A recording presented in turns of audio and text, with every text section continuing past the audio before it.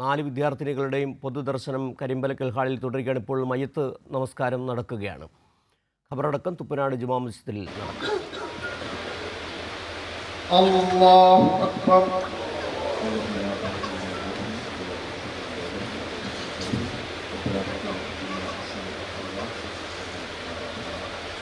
അസ്സലാമു അലൈക്കും വറഹ്മത്തുള്ളാഹി വബറകാതുഹു. അസ്സലാമു അലൈക്കും വറഹ്മത്തുള്ളാഹി വബറകാതുഹു.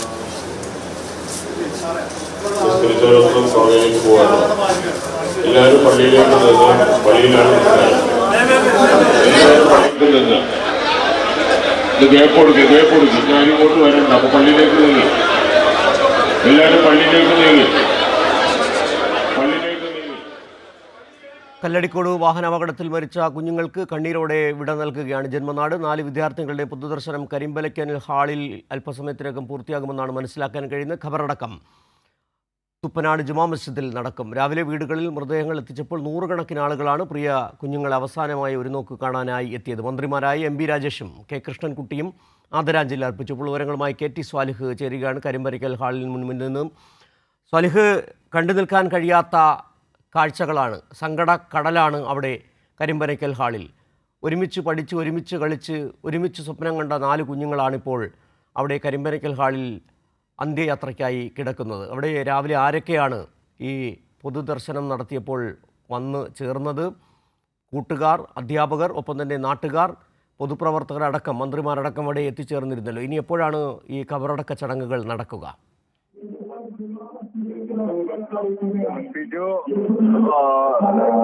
പൊതുദർശനം തുടരുകയാണ്. 10 മണിക്ക് ഇത് അവസാനിപ്പിക്കണമെന്നാണ് നേരത്തെ തീരുമാനിച്ചിരുന്നത്. പക്ഷെ ഇപ്പോഴും കൂടുതൽ ആളുകൾ എത്തുന്ന ഒരു സാഹചര്യമുണ്ട്. പക്ഷെ പരമാവധി സമയക്രമം പാലിക്കാനുള്ള ഒരു ശ്രമമാണ് ഇപ്പോൾ നടത്തുന്നത്. മന്ത്രിമാർ കെ കൃഷ്ണൻകുട്ടിയും എം രാജേഷും ഇവിടെ എത്തി അന്ത്യോപചാരം അർപ്പിച്ചു. MLA-മാരെത്തി, പാർട്ടികളുടെ വിവിധ രാഷ്ട്രീയ പാർട്ടികളുടെ ജില്ലാ നേതാക്കൾ ഇവിടെ എത്തി അന്ത്യോപചാരം അർപ്പിച്ചു. അതോടൊപ്പം പാണക്കാട് സാദിഖ് അലി ശിഹാബ് തങ്ങളുടെ നേതൃത്വത്തിലാണ് മയ്യത്ത് നമസ്കാരം നടന്നത്. ഇനി കൂടുതൽ പേർക്കുള്ള മയ്യത്ത് നമസ്കാരം പള്ളിയിൽ വെച്ച് നടത്തുമെന്നാണ് അറിയിച്ചിട്ടുള്ളത്. അതോടൊപ്പം തന്നെ അദ്ദേഹത്തിന്റെ പ്രാർത്ഥനയും അതിനുശേഷം ഉണ്ടായിരുന്നു. പിന്നീട് ഇനി കൂടുതൽ പേരെ ഈ മയ്യത്ത് നമസ്കാരത്തിനുള്ള അടുത്ത ക്രമീകരണങ്ങൾ പള്ളിയിൽ തന്നെയാണ് ഒരുക്കിയിട്ടുള്ളത്.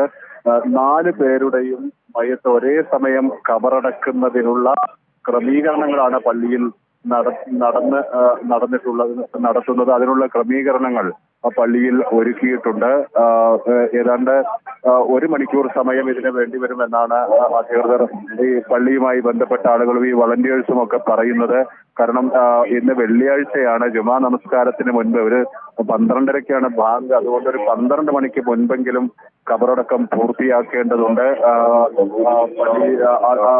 അതുകൊണ്ട് തന്നെ അതിനായുള്ള ഒരു ക്രമീകരണങ്ങൾ ഇവിടെ നടന്നു കഴിഞ്ഞിട്ടുണ്ട്.